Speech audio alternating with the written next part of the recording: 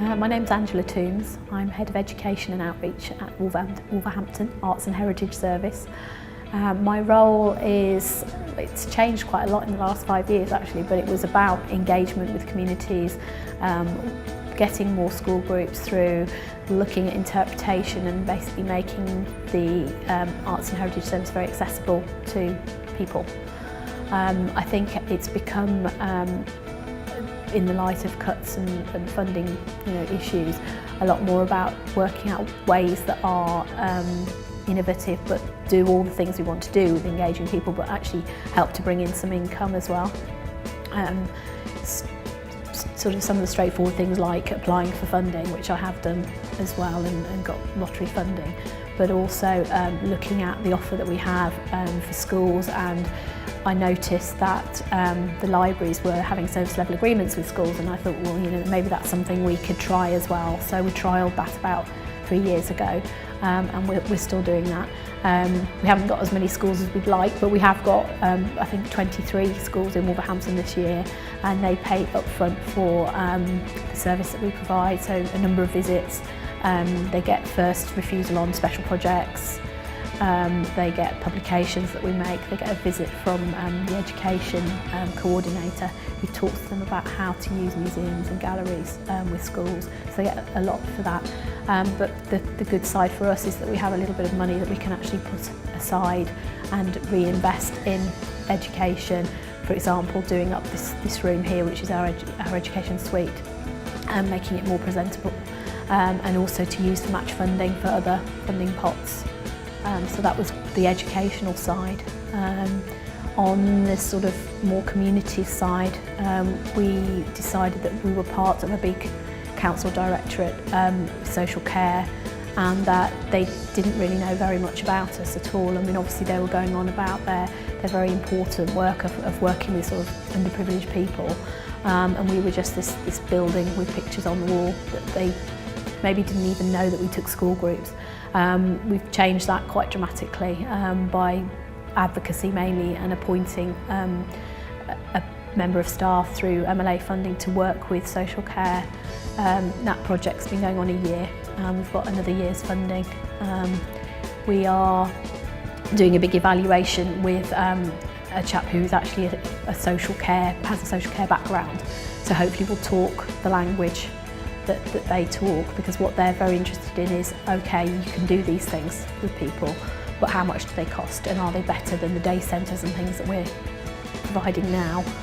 Because obviously we would like people to choose to use some of their personalisation agenda money with us, doing projects with us, coming to the gallery when there's lots of people that they can socialise with, rather than being sort of ghettoised in a way, perhaps in daycare services.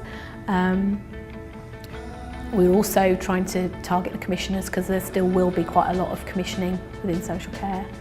And we've also overlapped into health, although again, it's very uncertain times, so we've worked quite a lot with PCT, again along the lines of mental health. But the PCT, the mental health team, are now merging with Sandwell, so we're not quite sure what that's going to do.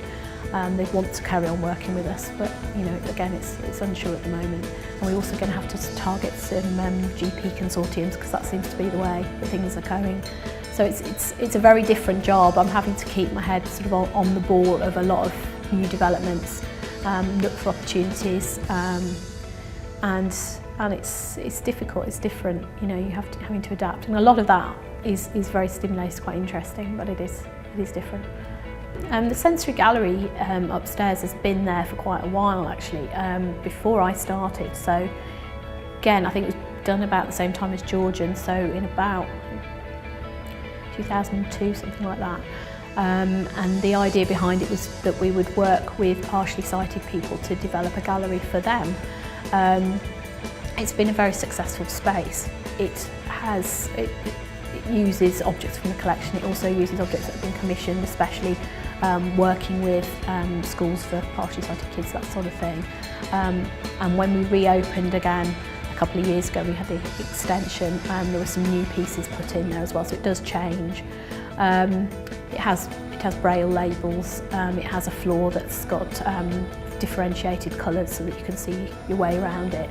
But it also became useful for other things other than for partially sighted people. It became useful for special needs groups who could come in, who touch the objects, can get a lot from the sensory angle, use it for projects, and also very young children. It's lovely for them as well. It was a first step in working with partially sighted people. We've moved on a lot from there, and all our art interpreters now and other staff as well are trained in art speaking, so talking about artworks. So if you are blind or partially sighted now, you can come here and you can learn about the same artworks as anybody else. So in a sense it's moved on a bit from there. But it is a useful room for social care groups as well. We have a day centre that hire out our wet room, we call it, which is their sort of art room here, and they use that room as well for inspiration, and they take visits with our art interpreters as well. So we take part in that really, and generally just trying to work with the different communities in Wolverhampton, thinking about, you know, making our exhibitions a sort of magazine approach so that there's something for everybody to dip into. The Victorian galleries have been themed around different communities, so the different countries and the different cultures that are inputted into Victorian art and design is obvious there. So, I mean, I think the social care project's been the big one, and it's still a little bit scary because we've put a lot of effort in, but ultimately they're very happy, the social care team, to work with us at the moment, but they haven't put any money in yet. And so the big crunch time's going to be, you know, can we prove our worth and will they invest in us?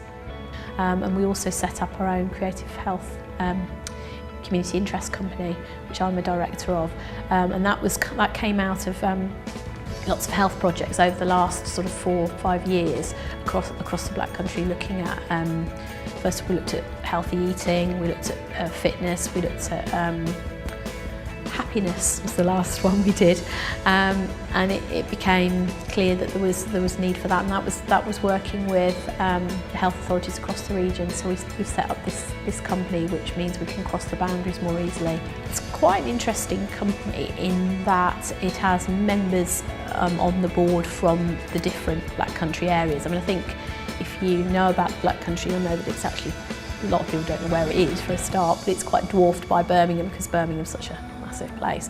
And I think we felt that we would be stronger if we worked as a team rather than separately as Wolverhampton or Dudley or Sandwell or Walsall, which are the 4 boroughs. And there was a lot of knowledge in Walsall particularly. They'd set up community arts team a long time ago, and so they got a lot of knowledge there that they could share. There were other things that we were doing that were a little bit different, and we were actually based in a gallery, so we don't have an arts team within the council, we are it. So we've got the venue, if you like, and the collections that can be used as part of the project. So everybody had their little bit to give, and the same sort of issues and problems around, you know, high teenage pregnancy, you know, healthy eating issues, all of those things were similar across the Black Country, so it seemed sensible to all work together on it. I think top tips is really just keep your eyes and ears open, and if you hear something, like the other day I was telling you about the photography project with the looked after children. I was overhearing somebody else's conversation basically, and I said, oh, did you know we'd done some photographs of breastfeeding, and they became interested, and now they want to work with us, and they've got some money to pay us as brokers really, you know, to find them a photographer. So it's about seizing opportunities, but it is difficult because there's a lot of opportunities out there, and you can find yourself run ragged. And with the social care project, we were doing lots of different things, and I think we've decided to focus initially anyway on Wolverhampton because it was a regional project, Warwickshire, Staffordshire, Shropshire, the lot. So now we're focusing on Wolverhampton, the Black Country, and also on dementia, mental health, rather than trying to do everything, which you can't. And how we're going to face the cuts, it's still quite frightening really, because the council is restructuring. We're moving directorates in April to enterprise, so there'll be much more business-minded ideas behind that. I think it's good, because I think if we stayed in communities, with all the other things that communities need to spend their money on, we might not have been terribly important. We're not a statutory service like libraries. But hopefully we will still continue to work across. The idea, the Chief Exec's idea is that it's going to be less ghettoised. We will be able to work across the council more, so we'll see. Hopefully that'll work. And also Renaissance funding, we've got another year of that, and then we don't know. And Arts Council as well. So it's all quite worrying, and the word is sustainability. We are looking to do that. We are working again for another year on the social care project, which I think is a priority, really, evaluating that now and making sure that that's what they want. So I don't know.